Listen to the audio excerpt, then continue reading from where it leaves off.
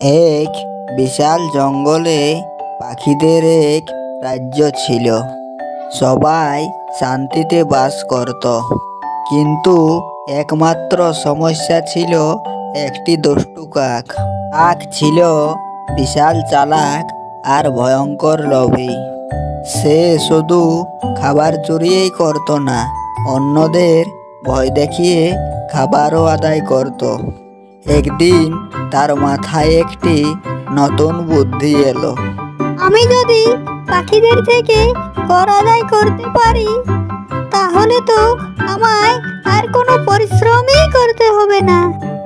শুধু আদেশ দিব আর মজা করে খাবো। সব পাখি যখন একত্র হলো, তখন সেখানে কাক গিয়ে বলল, শোনো জঙ্গলের সব পাখি, আজ থেকে আমি কাক রাজা। তোমাদের সবাইকে কর দিতে হবে। কেউ যদি কর না দেয়, তাকে আমি আকাশ থেকে মাটিতে ফেলে দেব। সব পাখি ভয় পেয়ে রাজি হয়ে গেল, কিন্তু একমাত্র ভয় পেল না, সে হলো ছোট্ট টুনটুনি। এই কাক দেখছি তো অনেক লোভী, এবার একে এর একটা শিক্ষা দিতে হবে। কিন্তু কি শিক্ষা দিই? হ্যাঁ, পেয়েছি। কাকের দুর্বলতা হলো ও খুব বেশি আত্মবিশ্বাসী ও প্রচন্ড লোভী। ওকে এইভাবেই ফাঁদে ফেলাতে হবে।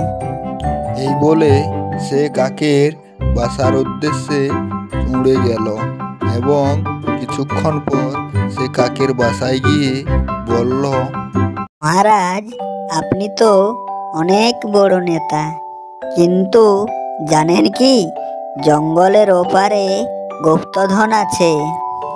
যে পাবে সে সত্যিকারের রাজা হয়ে যাবে। লোভে কাকের চোখ চকচক করে উঠল। গুপ্তধন কোথায়? বল বল বল, আমাকে তাড়াতাড়ি বল। ওই যে পাহাড়ের চূড়ার কাছে একটা গাছের খড়ল দেখছেন, ওখানেই গুপ্তধন লুকিয়ে আছে। কিন্তু সেটার পাহারাদার আছে একটা ভয়ঙ্কর চিল।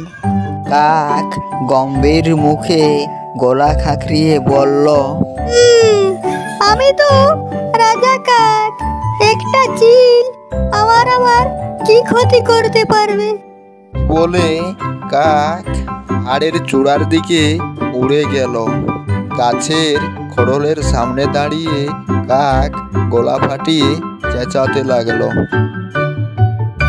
ওই চিল, যদি সাহস থাকে তো বেরিয়ে আয়, আমি এলাম তোর গুপ্তধন নিয়ে যেতে। তাড়াতাড়ি বেরিয়ে আয়, সাহস আছে তো। এক মুহূর্ত সব চুপচাপ। কাক ভাবলো টুনটুনি বোধহয় মিথ্যা বলেছে, কিন্তু কিছুক্ষণ পর গাছের কোঠর থেকে চিল বেরিয়ে আসে। কে আমার বাসায় এসেছে? কে আমার গুপ্তধন নিতে চায়? কাক থতমত হয়ে তার গলা শুকিয়ে গেল এবং সে ভয়ে ভয়ে বলল, গুপ্তধন? না না, আমি এসেছি বন্ধুত্ব করতে। ও, তুই তো সেই দুষ্টু কাক যে জঙ্গলের সব পাখিদের জ্বালায়। এখন তোকে আমি উড়তে শিখিয়ে দিই। বলেই চিল কাকের দিকে তীব্র বেগে উড়ে এলো। কাক কোনো মতে উড়তে গেল, কিন্তু ততক্ষণে চিল তাকে আকাশের অনেক উপরে তার পায়ে করে নিয়ে চলে গেল। ওরে বাবা, এত উঁচুতে কেন নিয়ে এলে আমায়? তুই তো সেই রাজা কাক না, আর রাজাদের সব সময় উঁচুতে থাকা উচিত। নে, এবার পড়তে শিখ।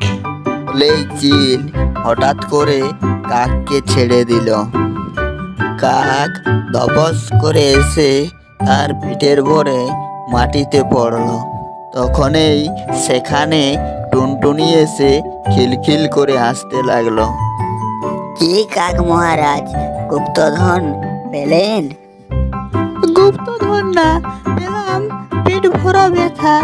সে সেখান থেকে কোনো মতে পালিয়ে গেল আর কোনোদিন পাখিদের জ্বালাতন করার সাহস পেল না।